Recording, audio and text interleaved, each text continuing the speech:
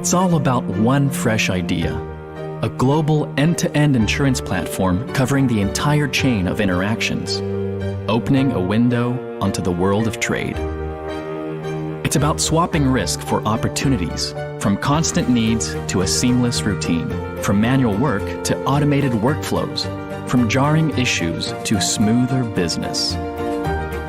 It's about giving yourself time to look up and see the opportunities right in front of you, to be able to think, to decide, to be where you're needed, to focus squarely on what's important, your business. Tinubu is about multiplying your opportunities, your connections, and your performance. See all the routes and possibilities of global trade and confidently take the one that suits you. Tinubu.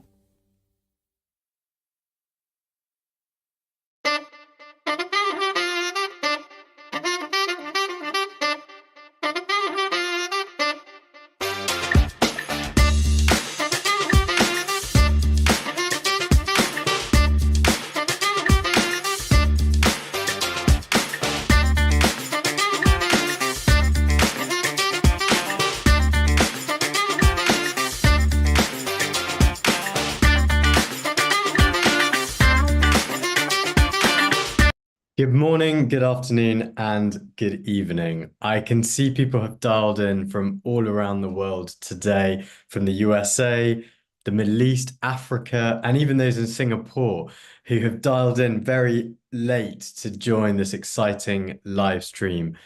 Based out of London in the TFG studios, I'm Deepesh Patel, editor at Trade Finance Global, and we're about to go live with our new webinar, Launching a Credit Insurance Venture, kindly sponsored by Tinubu. To those of you who've tuned into our webinar, please keep letting us know where you're from. Please ask questions and we'll try and answer those questions through our panel and keep the session as interactive as possible. So, credit insurance, it impacts our daily lives in more ways that are immediately evident. It's a risk mitigant, a capital relief tool, protecting businesses, driving trade and enabling markets. But as an industry, credit insurance is incredibly niche.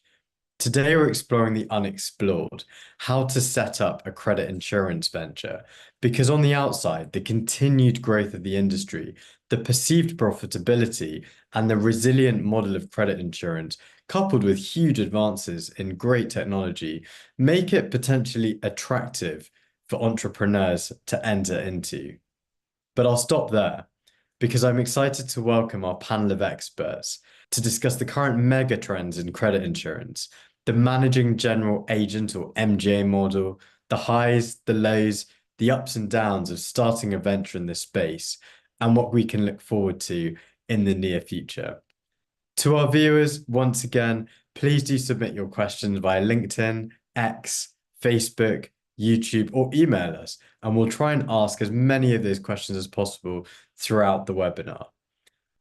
Please welcome Stuart Lawson at Aon Credit Solutions, Marc Meyer at Tinubu, Carmine Mandola at Coface formerly, and CrediArc, Tobias Povel at SCOR.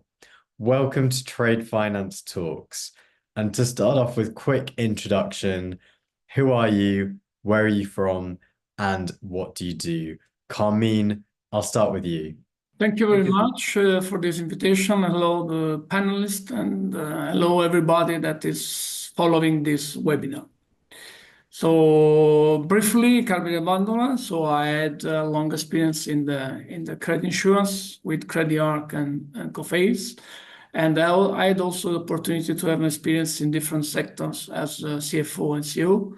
So let me say that I understand the credit insurance sector by inside and outside. So by inside as someone that suggests credit insurance to the company, outside as someone that used to buy as CFO the credit insurance. Thank you very much. Marc Meyer, introduction to you, please. Yes, thank you, Deepesh. Thank you to everybody. Hello, the panelists, my colleague, and the people listening to us. My name is Marc Meyer. I've been working in the industry for almost 3 decades. First within the Trade Credit Alliance, which was at the time Euler Hermes. for 15 years. And 15 years now, I've been with the Tinubu, which is a software solution for trade credit. Mostly my role is mostly dealing with insurers. So I got an experience now for these 30 years in the business, which is, as you say, quite a niche, and from the system and service to be provided to our customers. Thank you. Tobias. Thank you, Deepesh, for the invitation. So my name is Tobias Povel. I'm working in this industry for something like more than 20 years now. I started in the industry as an actuary, as a pricing actuary, and then I got to be introduced into trade credit insurance, which I'm doing as an underwriter on the reinsurance side now since 2007. I'm based currently in Zurich, Switzerland, and I'm heading the Credit, Surety, and Political Risk Treaty team for SCOR Global P&C. Thank you very much. And last but not least, Stuart, over to you. Thanks, Deepesh. And again, it's a pleasure to be on this panel. As Stuart Lawson, I'm based in London, but have a global role where I lead Aon's credit solutions business, which primarily consists of kind of three key pillars: our short-term trade credit, our structured credit and political risk, and our commercial surety operations around the world. Thank you very much. So we're going to structure this webinar in 4 different parts. Firstly, looking at a market overview to credit insurance and also exploring the MGA model. We're then going to jump straight in and discuss some of the key considerations for entering the credit insurance industry. Then we're going to deep dive and look at 2 very exciting case studies: SBI General Insurance and Cartan Trade. And finally, look to how we grow the trade credit insurance. Where do we go next?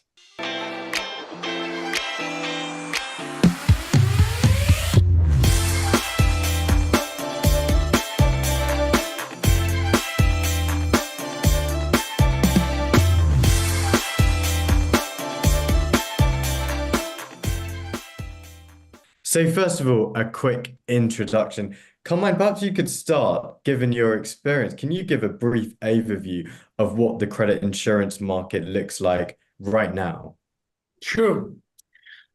Let me say that the global credit insurance market is experiencing some change. In fact, key trends include modest economic growth in major regions like Europe and advanced economies, which have been impacted by tighter credit conditions, as everybody knows. And so some credit insurers are cautious due to the market volatility, which is also affected, as everybody knows, also by the numerous conflicts around the world. But on the other hand, when we are talking about market volatility, we need to put in evidence that the companies need protection from the risk of non-payment by the customers. And so this is why the credit insurance market is expanding globally with a projected growth rate of 7% annually from 2024 to 2032. So 7% annually is a very, very interesting growth rate for this market. Another major development that I would like to put in evidence is the increasing of the integration of the current technology in the credit insurance market, particularly the use of the artificial intelligence solution, which allow for more efficient risk management through automation and enhanced analytics. And this is a very important point. I see a lot of developments in this field. Thank you very much, Carmine. So just a quick summary: in a market where we're seeing modest economic growth with approximately a 7% CAGR between 2024 and 2032, we need to continue promoting and providing services for the risk of non payment. And also in a world where the industry is embracing new tech, we've seen the rise of new AI. So a very good summary there. Stuart, perhaps you can weigh in here. Can you explain the managing general agent or MGA model and how it differs from, say, traditional insurers? And considering that MGAs are seemingly growing in popularity, what are some of the benefits that this model can offer? Sure, Deepesh. Good question. And again, just maybe before I kind of go into detail, it's worth kind of noting that the MGA is not exclusive to the kind of credit world. It applies to a number of different areas and classes of insurance. But as the name refers, I mean, a managing general agent, it is an agent that's acting on behalf of an insurer, a syndication or syndicate of insurers, or potentially alternative capital providers. So in practice, what does that actually mean and why is that different? I mean, effectively, what the MGA is providing is expertise, resource, infrastructure and operating models that allows the insurer to deploy its capital. Why is that becoming more popular is that sometimes if you've got a business that's looking to kind of move and enter into, say, let's say the credit insurance marketplace, the initial investment costs can be extremely high and very difficult to kind of put in place. So by accessing that, you can enter that market relatively easily using expertise. It also allowed you to diversify. So some insurers may have primary operations, but decide to use or back an MGA to access maybe a different product, a different region, or a different segment. Thank you very much. And Tobias, perhaps you can also talk to us about what you think is behind the recent increase in MGAs globally, and why do you think now is that time? Are people really using the MGA structure to build on that expertise, resource, infrastructure, and operating models that Stuart alluded to? Mm-hmm. Yes, thank you, Deepesh. I personally believe there are a couple of elements to answering this question. I mean, the first one, which I guess is kind of obvious, is that this line of business has been proven to be very attractive in terms of the underwriting profits it can generate. And that is obviously appealing to newcomers. It's a line of business which is where you actively underwrite the risk. So it's not that you write a risk and then you hope for the best, but it is a line of business where you actively underwrite and manage the risk. And I think this adds to the high profitability for this line of business. I believe the second element in relation to this emergence of MGAs is that there is a perception that this line of business, even in mature markets, like or what is considered being mature markets like in Europe, there is still a very significant segment of the market which is untapped. I'm thinking obviously about the SME market, but also maybe other potential buyers of this form of insurance. Obviously, if we talk about emerging markets, this line of business is at a very early stage of its development. And then there is also an element, I believe, in Europe, which is related to post-COVID, where I think there was a perception that capacity from main players might be scarce. So it could be a good opportunity to enter that market. Last but not least, and it has been already touched upon by Carmine, is the advances in technology. And I think this is significantly bringing down the barriers to enter this line of business. I think we're going to talk about this later in the course of this discussion.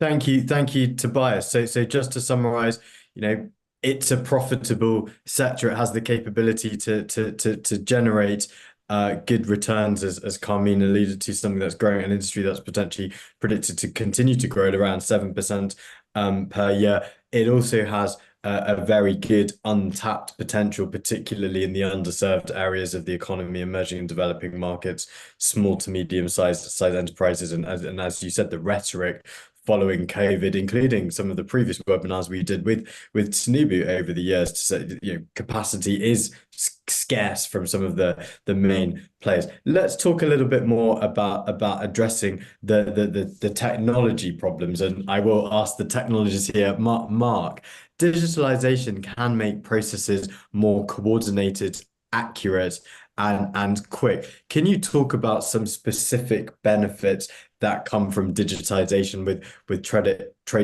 within credit insurance, perhaps not only from artificial intelligence, but also some of the technologies that, you know, we've been talking about for several years, particularly when it comes to the credit decisioning and that credit decision-making process? Just a preliminary note and rebound on what Tobias said. The trade credit activity is not just an insurance, it's also mixed with a lot of service, and the go and fro with brokers, with insurer or third parties is pretty heavy. So when we think digital, the very first reflex is to think about automated process and flows of information with the different stakeholders of the activity. So that's, I would say, basic, but that's why technology system were very difficult to get, very heavy in terms of investment, and it was, as Tobias mentioned, a barrier to enter the market of trade credit. Today, Tinubu has been developing a platform, which is a vertical platform, which is I would say the plant to produce the trade credit, plus all the portal and the communication tools for the ecosystem. We are able to get these automated processes. Of course, it's very accurate. The capacity we have now is to get linked with the communication like API, which is automated and embedded communication with different ecosystems, partners, banks, or others, which was not the case before. You have also, I will say, the element which is very important today of governance and tracking to avoid any fraud and things like that. So basically, the digitalization is obvious. And if we talk about AI, which is the buzzword for the couple last years, AI is coming in. The obvious one where everybody is looking at is the risk assessment, which is very important in this industry. You have to understand what is the soundness of the customer, of your customer as an insurer, which is the last risk. But also we have some elements. We've seen a couple of insurers have developed also for their prospecting, canvassing. They use profile where they have customers, they look at the profile, they use this known profile to get new customers. So it is spreading. AI is not going to change dramatically the world of trade credit because algorithm and knowledge was there, but because it's more powerful, give more speed, able to manage and to handle huge amount and volumes of data, you can do it faster and very secure. And that's where the technology is coming in. I think it's one of the two pillars of trade credit. You have this, and you have the expertise and the knowledge of the people. And then you have the insurance, which is insurance or reinsurance, of course, which is very important. But to set up a new venture, techniques and the knowledge are two very major elements of the trade credit. Thank you very much, Marc, Tobias, Carmine, and Stuart, for really setting the scene. So you know, to summarize, we're in a period of moderate economic growth, and it seems like the appetite to explore trade credit insurance is potentially not only a profitable venture, but also something that has the ability to address the $2.5 trillion trade finance gap. And there are lots of exciting new technologies and also existing technologies that can be utilized, such as APIs and AI, to assess risk, to provide governance and compliance. And actually, you know, that's what credit insurance really is all about: underwriting risk and taking fairly calculated risks, to Stuart's astute point earlier. And according to Schumpeter, the definition of an entrepreneur as an individual which innovates when they introduce something new in the market, either a product or a service or a method. Although Schumpeter recognizes that a substantial part of these innovations imply a recombination of some of these existing elements. Sounds too good to be true?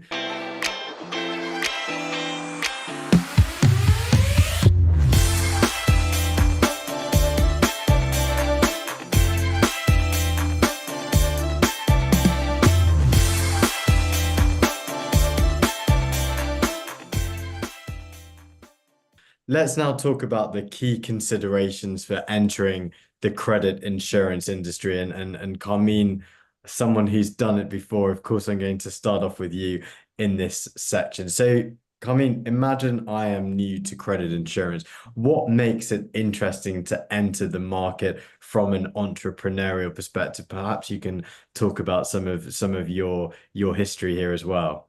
Yeah, sure. Thanks for this question. Entering in the credit insurance market as an entrepreneur, in my opinion, offers several opportunities. So the first one, which I mentioned before, is the growing market. So there's a market is growing, so 7% of projected growth rate is very interesting for the next 8 years. So you have a very high demand, and the company need protection against the non-payment. So this is why it's, as an entrepreneur, it could be a very interesting market. The second point that I mentioned also is the innovation. So with the artificial intelligence, you can help business to put in place some mechanism to make a better risk assessment and improve the underwriting accuracy. And I imagine that Tobias and Stuart are very interested in these two points because they are really involved on that. Another point is the fact that you can have a big and diverse client base, because with credit insurance you have a wide range of sectors and industries, and you can have also different kind of size of companies, and this is also it's interesting as a client base. Another point is the growing of a cross-border trade. So you have a lot of companies that used to sell goods and services to other companies. And so when you have the global trade expanding, particularly in regions like Asia Pacific, Latin America, and Europe, the businesses require protection against international trade risks. And so credit insurance is there for that. And the last point, which is also very important in my opinion, is the opportunities to build a value-added business. I mean that the credit insurance can offer new services as risk consulting, trade credit analysis, or portfolio management. So it's another opportunity to make business for credit insurance.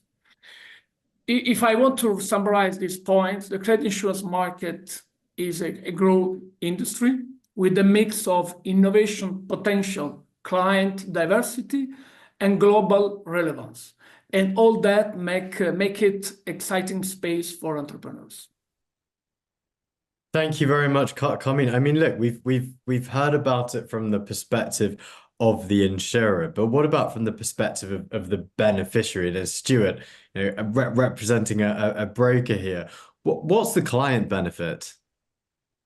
Thanks. And maybe I'll pick up on some of Carmine's points, actually, because I think they're relevant to answering that question. And first, I mean, I've been in the industry over 30 years, and I always start with the kind of client need and client value. And I think what has been interesting, the product itself sometimes looks relatively simple, but the application of how you can use it can cover different areas, whether it be, what most people think initially is the kind of credit risk transfer, but then you've got underpinning credit management, you've got access to funds, you've got facilitating trade and penetrating new marketplaces. So the product itself can be applied and has numerous benefits depending on your client profile and also your objectives. But when we think about coming into the market, what does new entrants bring to the client? I think you've got to focus on those kind of core requirements. I look at it as bringing in new capital as well, because if you can bring in new capital and new capacity to the marketplace, it does provide that client the ability to trade, especially if we see key concentration risks as well.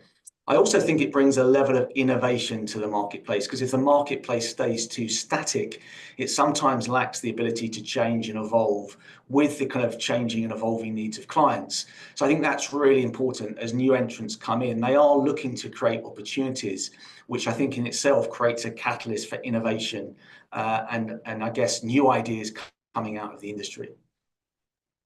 Thanks, Stuart. Marc, I know you started talking about this earlier, but would you say the potential for SMEs or regionally developing regions in and around Africa and the Middle East, there is potential for credit insurance to continue to grow and create the market, bring in capital and capacity?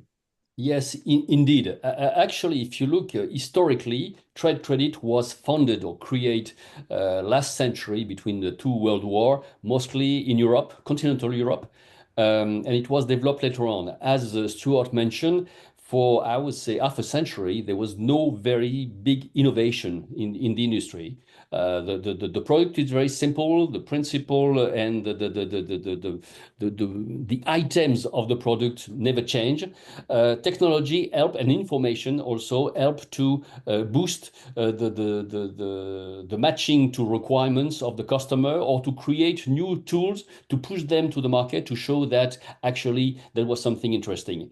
And if we see and look at the market where the penetration was higher, it's mostly today Europe, UK, a bit of Asia, and North America, and all the rest of the world was pretty shy on this product for different reasons. Public organization, multilateral organization find out, and governments find out that the cornerstone to develop the industry and the economy in each of the countries, especially the developing ones or in place where trade credit was not there, is to boost and to support the SMEs. SMEs are tiny, weeny, maybe entities, but they make altogether the soundness and the volume for the development of the economy and the trade. And to support these companies, the most easy way is to bring them secure trade. The trade credit can be used also as a support or as a guarantee for financing, either private banks or multilateral banks or development banks. And that's where most of the new venture in, I would say, outside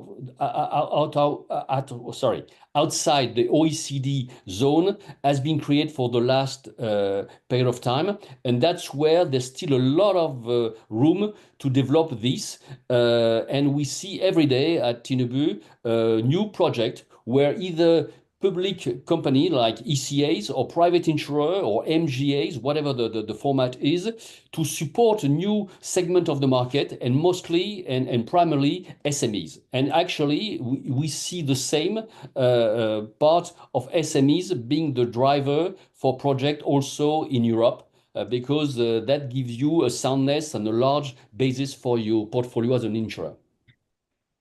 Thank you very much. I mean, Marc, should the impetus just be on the private market to address, say, those non-OECD countries? Should, what's the role for multilaterals and governments? So Marc, I'm going to ask you first, and then Tobias, perhaps I'm going to ask you to weigh in.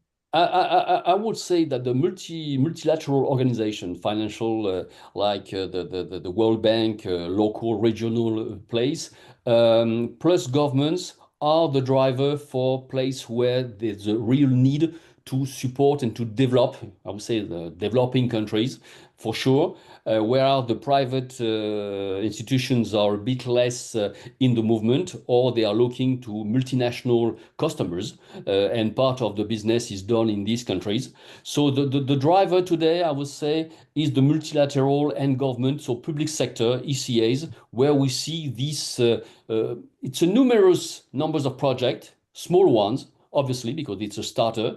Sometimes fighting against existing financing tools like a letter of credit, which is very well spread and developed in Asia, very cumbersome, pretty expensive, where trade credit is cheaper, easier, but there's no culture. So you have to push this.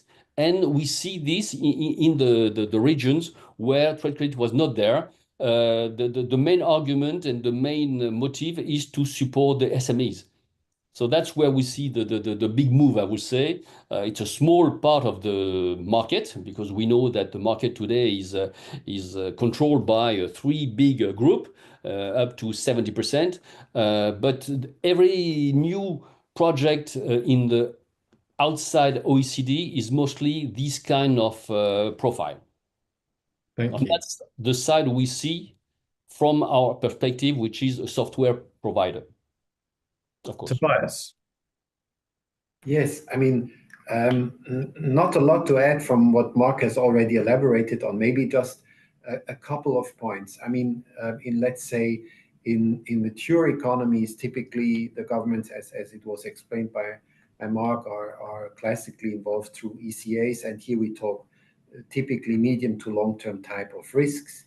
But I think what Marc is mentioning here, the last point in terms of emerging markets, and prevalence of let's say LOCs and so on and so forth is interesting in the sense that I think in these markets, governments can play a role to establish also short-term trade credit insurance type of practices. I'd say establish, and then obviously there should be a role for the private market to play. But it seems to be pretty clear, that if you look at Asia Pacific, for instance, and a very large amount of trade still being secured by LOC, a priori there should be a significant potential to substitute this eventually by classical trade credit insurance type of products. And I think here clearly governments can play a role in promoting this type of solutions. Maybe I can add also an element where I think interventions of governments should decrease for the industry, and this is in relation to maybe more mature markets and in relation to the public perception that this line of business has the ability to aggravate systemic economic crises. And this is in relation to, trade credit insurers cutting credit limits in a very abrupt and sudden way, and decreasing their capacity, thereby aggravating an economic crisis, and then asking governments basically, I'm oversimplifying, I know, but asking governments to step in. And I think there are good reasons for that to occur. I mean, I personally believe that the backstop schemes which have been established in many European countries in the context of COVID have a priori were justified. But I think the private industry has to be very careful not to over-rely on governments stepping in such situations, because it's not adding, let's say, to the positive perception of this line of business and to further grow the market in that sense. Thank you, Tobias. Carmine, question from the audience, because we've talked about removing some of those barriers to entry. I still think it's going to be very hard for many new market entrants to join. What are some of the biggest challenges that persist for entering the industry? And also part two, how do you go about raising financing to cover some of those capital costs? Okay. Well, there are a lot of challenges, to penetrate the credit insurance market. So let's put in evidence the first point that I have in mind. The first point is the regulatory complexity. The credit insurance market is an industry which is highly regulated, especially in cross-border markets where the rules can be different country by country. So for me, the solution, allow me to put in evidence some solution that that I have in mind. For this point, the company can make some partnership with local experts, with consulting legal advisor, hiring people that knows very well the market. All that can mitigate, let me say, this challenge. Another challenge, which was already put in evidence by Marc, is the market saturation and the dominant players. You know, in the credit insurance market, we have 4 big players. I don't know if I can say the name. So let's say Allianz Trade, Coface, Atreides, and AG. So they are the most important players. And these giants, you know, have a strong brand recognition. They have a large networks. You know, they have a well-established customer basis, and it's difficult to compete with them for new entrant. But what they can do, the new entrant, they can you know, targeting some niche. They can focus on specific sector. They can focus on region that are not really covered 100% by credit insurance. So they can try to avoid at the beginning to compete directly with large players. For example, they can be specialized in insuring startups, or they can be focused on emerging markets like Africa or Southeast Asia. So this can be something that can help them. Another challenge is the capital intensive nature. So, you know, the credit insurance is a capital intensive business. Not really at the beginning, but you know, you need to put some reserves to cover claims that they can come. Especially, you know, if you have events of large scale defaults, so you need to be ready for that. And for a new entrant, it's difficult to have this capital at the beginning. So the solution can be that the entrepreneurs can start offering niche services or small scale products which require lower capital reserve. Or they could consider forming a partnership with large insurance or reinsurers as a SCOR in order to share the risk. Another point is the data risk management. You know, we said before, so you need to have accurate data in order to make a risk assessment properly. New companies, for sure at the beginning they don't have this database. They have a lack of access to extensive data that are absolutely necessary to make an accurate underwriting and risk and management. And so what they can do, they can make some partnership with data providers, or they can integrate, we talked about that, artificial intelligence driven analytics tool that can help them to make a better and more efficient analysis about the risk. And for sure, what Tinubu, they can help those new entrepreneurs with a very good risk underwriting service, which I know. This is why I can talk about that. The last point is the trust. You know, the credit insurance rely heavily on trust. New companies can find difficult to have a trust from companies, from the reinsurers at the beginning. So the solution can be that the new entrepreneurs can offer very good customer service. They can be very transparent in when they offer product. They can put in evidence everything, so not to hide some points. That this kind of approach can help them to be more efficient and to gain the trust from the market. And another point can be also have an alliance with some brokers as Aon, and this point can help a lot them in order to earn trust from the market. Thank you, Carmine. Stuart, do you agree? Do you disagree to some of those barriers and solutions? And from the broker perspective, what do you believe makes a kind of strong value proposition for this market? Well, I think I agree principally with all the points that Carmine mentioned. I mean, to put succinctly, I think if you look at what are the values it brings, I think I focus on a number of areas. We talked around expertise. So what are you bringing? What is your point of difference? Do you have an industry specialism? Do you have a regional specialism? What is it you're bringing that is different to the current market? I think we've touched on capacity and bringing new capacity and capital to the market. So I think that's important. If we're just moving capacity around, I think it has less value from a client perspective. But if we can bring new forms of capital into the market, I think it again creates huge amounts of client value. And I kind of use the final word, I kind of talk about agility to cover a number of different areas. And being agile for me means being flexible around how businesses are changing and evolving. And we talk about digitalization in terms of the insurance market, but we also got to appreciate our clients are changing and evolving as well. So how do we kind of cover different forms of credit risk that may appear on their balance sheet, or how do we help them realize new opportunities that may exist in new segments, new markets because of product innovation? So that agility for me encompasses both flexibility as well as innovation.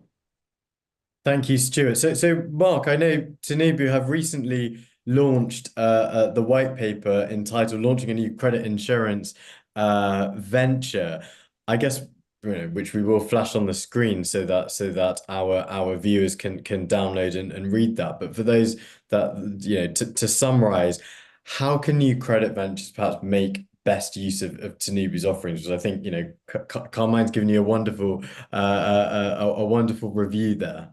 Exactly. Yeah, thank you, Deepesh. Actually, Tinubu is providing what IT people call a vertical software, as I say previously. So you have the capacity with the software, with all the module to run the business. You turn the key and you can go for it. The dilemma of an insurer or an MGA which starts in this business would be, and actually an existing one too, would be, shall I build it myself or buy it? I think, but I'm not totally neutral on this. I think that the fact to buy it to an expert in it gives many advantages. The first one, you have a ready-to-be-used tool which has been run through different other stakeholders, capacity to be customized, to be configured, to be adapted. You have less risk in terms of delivery. Basically, Tinubu, when we go on a project, we're able to give more or less with a couple of months the date of the go live, and we always actually deliver at the right time. The cost is known also, because once you have been looking around the requirements, specific requirements in terms of market, product, organization, we are able also to deliver these correct elements. So you are secure in terms of budget, in terms of planning, and then you have something which has been already used somewhere else by different stakeholders, and you benefit from a kind of a best practice, best process, anything. And on top of that, of course, we have a software and a product that to evolve is upgrade. We bring in a new technology. We have a lab to do that. So it's I won't oversell it, but I think that's the right product, the most secure, the most cost efficient to start the activity when you're starting from scratch, or if you have or you want to change and to revamp your system. That's the way we can do it. Thank you very much. So that concludes this section on key considerations for entering the credit insurance industry. Quick break, and we ask you, the audience, to continue posting your questions, which we will pose to the panel.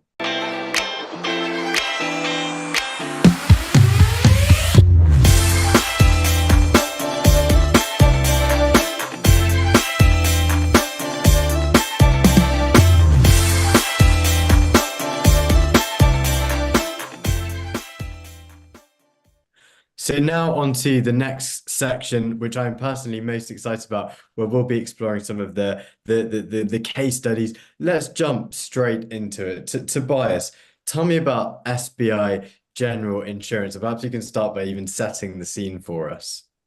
Thank you.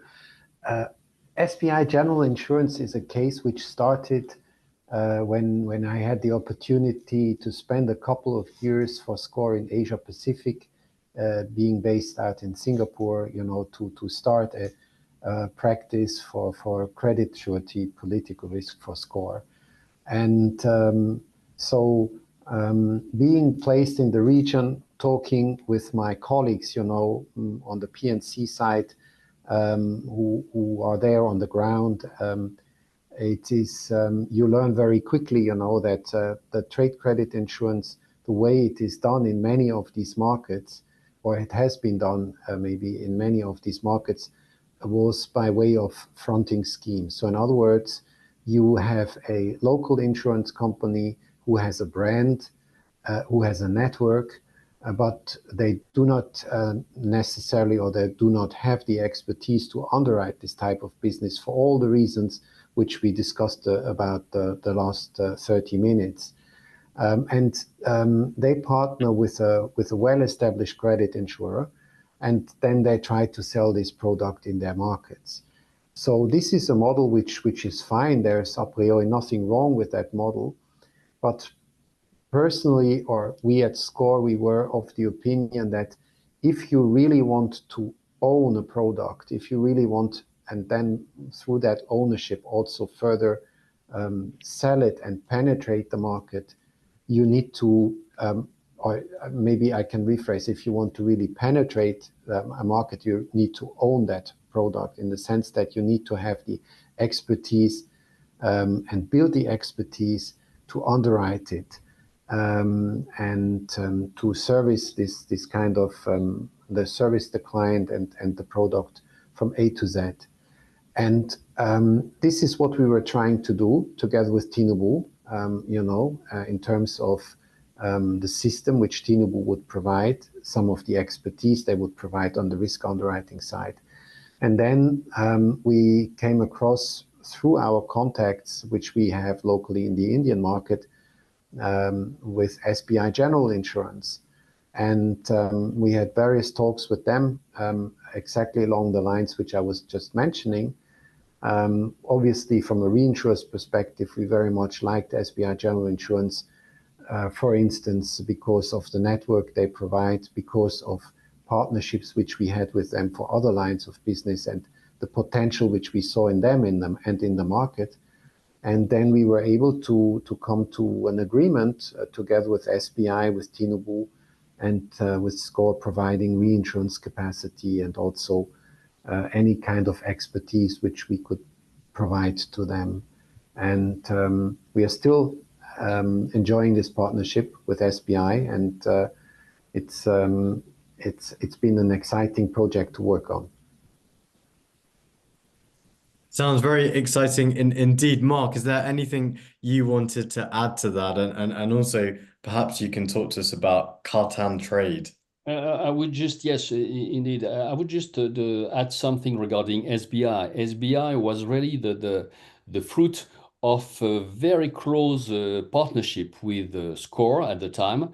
And what we designed was kind of unique, and actually I haven't seen it since, where we were able with SCOR to bring the capacity, which is the reinsurance treaty, in the same time to secure the reinsurer and the new practice at SBI General, the system, plus expertise in terms of one or two of the craft, which is the risk underwriting and the commercial underwriting, where we were able to plan a kind of a transfer of expertise to a team where you had a team leader who's still there actually, who knew the business, and having some rookies who were able on a pre-plan and with real dates and milestone to get the expertise by practice through the system. And now they are fully, for ages now, for many years, they are fully independent. They own the business. They use the system, and we are still in this venture. We are very happy, and I think it was quite of a big success, especially bearing in mind the difficulty of the market at the time, where there's been huge restriction in India. and now they're making this very well and work pretty well. So that was a very, very exciting project, and it's still a very exciting venture. And we are very happy to still be on the same situation and partnership with both SBI and SCOR on that. Regarding Carton is totally different in terms of region, actually. Carton is it's a project supported by SCOR. Tinubu provide also the system, help to design the product. But Carton is much more aggressive and much more important project where they hope to be the fourth credit insurer in Europe within 5 or 6 years. So the market is different, more competitive, mature market, but it's also a very exciting project because the different elements regarding the requirement for the system, for the processes, we were looking for a more digital, more automated project. So that was a challenge, but I think that it started quite very well, and we are still in the project and with the SCOR. And I guess the other panelists can add things about it, but that was also a very exciting, different but exciting also project for us. Thank you very much. Stuart, do you have anything to add about the Cartan trade venture? I'm sure you've seen and heard and been involved lots. Yeah, of course. And speak holistically from an Aon perspective, we always like to see new entrants coming in who have a track record from an individual perspective of being able to deliver and serve clients. So that's been a good start. We've had some great successes with Carton Trade. Typically, that's involved quite innovative solutions, some of which are syndicated with other insurance partners, which I think is a trend that we're starting to see more in the kind of short-term space, something that's probably been more relevant and prominent within the structured credit market. And what we're looking at now is the next phase of our kind of relationship and partnership with Carton Trade. How do we start to scale that across different geographies that obviously are a priority for Carton, but also where Aon are based? Thank you very much, Stuart. And now on to our final section of this webinar, where to next? And I'm going to start question once again to Stuart with a question from the audience. Given that trust is paramount, even younger professionals must find new ways to quickly establish reputation and trusted relationship. How would you suggest, Stuart, that a younger, less experienced person actually goes about doing this? Well, great question. I think this applies to many, many kind of facets and areas of business at the moment. Is how do you attract talent? How do you retain and develop talent within your organization? I think if you're coming in now, I think for me, it's about what I call best of both worlds. I think there's huge amounts of experience within the marketplace, but some of the new generation are coming in, they're much more intuitive around technology, around some of the kind of things we've mentioned today, like AI, digitalization. So if you can combine both together, is really learn from the experience that exists within the market, but apply the skill sets that may come more naturally to you, I think it gives you a great platform to succeed. I would add a kind of word of caution, however. I'm not going to name names, but I always think it's good to have some case studies that a former employee of Aon, for example, had huge amounts of skill sets and passion around AI digitalization, but sometimes didn't appreciate that you have to see that as kind of evolution at pace rather than transformation of the existing market. Thank you very much. Evolution at pace versus transformation of the existing market. I might steal that one off you, Stuart. Carmine, I guess I could probably say you're the more entrepreneurial one. So we'd love to hear on your thoughts on that question from the audience. Yeah. Thank you very much because this question I really like. I was involved twice in creating new credit insurance in different markets, so it's very interesting for me. So, as I said before, building trust quickly, especially in a relationship-driven industry like credit insurance, is not so easy, especially for younger professionals that they may lack years of experience. So I think that those people, they need to be based on several points. One is the leverage mentorship and networks. I mean that with partnership and mentorship from the industry veterans, they can involve people with a long experience in this sector and forming partnership with well-established brokers or insurance. I think that this point can help a lot. The second point for me is the people should demonstrate transparency and strong ethics. Because this market is really based on that. When you are open, you are transparent and clear what you are going to offer in terms of products, you can easily gain trust. And younger professionals, they need also to differentiate themselves by offering simple, transparent products and with the clear communication. This is, for me, it's one of the point. Another point, which I already mentioned, is to develop expertise in a niche. So a young professional can become easily specialists if they will be focused on something specific. For example, they can be specialized offering product for SMEs, or they can specialize offering product for emerging countries. This can be easily for them to be involved, focused on that, and they can become specialized on this point quickly, let's say. You cannot be specialized on everything because otherwise it takes a lot of time.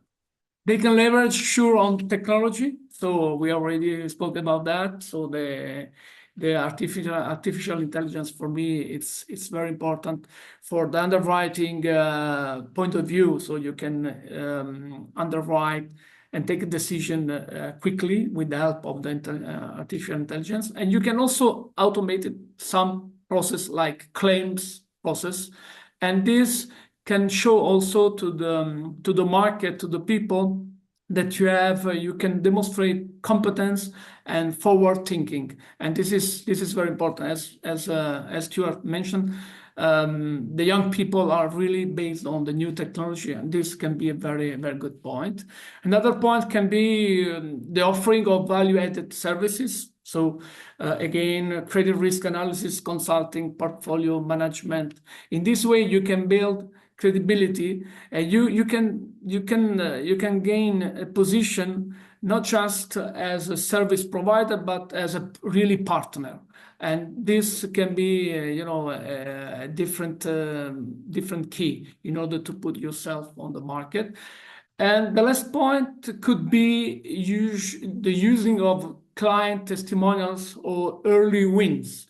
So even if you have a small customers, you need to put in evidence that you succeed to have a customer. You can demonstrate the success. You can build a portfolio of satisfied clients, and those clients, they can talk with other clients, and they can bring you additional prospects. And you can this way you can build a very good track record.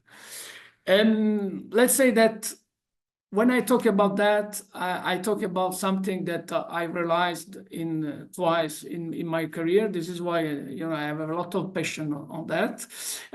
So I did that with Coface and with CrediArc, and I think that it's something very interesting.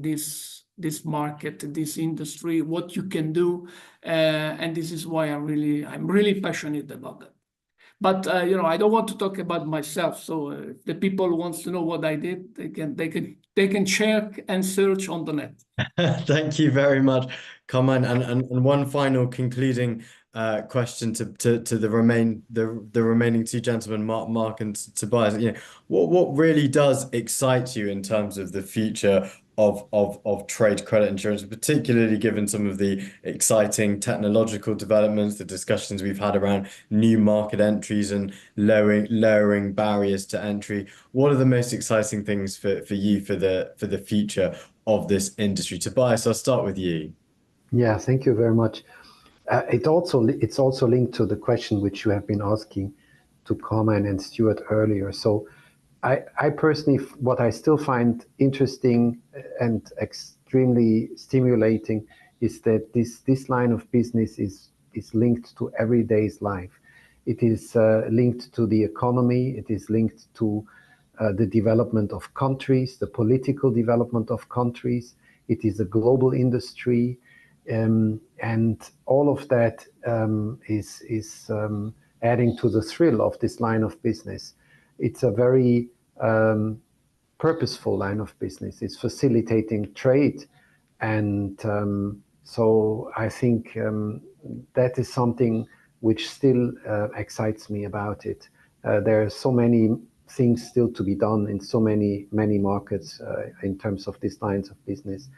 Then, you know, I mentioned in the introduction that I started my career as an actuary, and I was kind of, and a colleague of mine told me about this line of business. And so what I liked about it is that the risks are really being managed, you know, so that is an active management of the risks. So you're very, very close to the economies, but also in terms of, if I can call it, the mathematical approach of how to model these risks, I felt it was very elegant and intriguing. And I think this is even more so the case today with the advancement in technology. And I see that there is a huge potential in further you know, growing this line of business, also in terms of these service added values and so on and so forth. For me, it is still the most interesting. I mean, I'm working in a reinsurance company, and it is still the most interesting line of business I can think of, working for reinsurers, with all respect to my colleagues doing other things at SCOR, of course. Thank you, Tobias. And Marc, final remarks, over to you. Final remarks. Actually, everything has been said on this last point are truly true. Tobias was talking about the real world and trade credit being very close. Actually, one of the words in trade insurance, it's trade. And trade is human, it's very local, it's very cultural, and that's why it's always interesting, and that's where you will have creativity to try to find the coverage or the financing. And there's some room, not so much, because as I say, the evolution of the products themselves in trade credit has not been huge, or there's been a slight elements, but you need creativity to try to upgrade or to answer a specific either contemporary requirements or something to evolve. In terms of market, we've seen that there's some blank zone or almost blank zone to be covered in the future, and that's a very exciting also challenge for insurer, reinsurer, and ourselves to promote and to support some project. So that's still an open field, and working for industry which is not very well known everywhere, where the big organization have to lobby and to publicize about it. That's very interesting too, because you know that you will have to carry on, and it's open, even if it's a very small niche compared to the property casualty insurance, for instance. There's still many things to be done. There's some elements that people are looking to. There's some final note to be cut in the processes. So that's a very exciting, both on the market, on the business, on the craft, and on the technology. Thank you, Marc, for that upbeat conclusion, and we recommend you download the Tinubu's latest white paper launching a new credit insurance venture, which we are flashing up on the screen now. And please note to all of our audience, this webinar will be available for reviewing after it's up and will be uploaded onto the Trade Finance Global website. Thank you to all of you, the audience who have joined us and listened in to this webinar from all around the world. And of course, a huge thank you to Stuart Lawson at Aon Credit Solutions, Marc Meyer at Tinubu, Carmine Mandola, former CEO at CrediArc, and Tobias Povel at SCOR PNC for joining us in this very exciting discussion. Thank you very much. Goodbye and good night.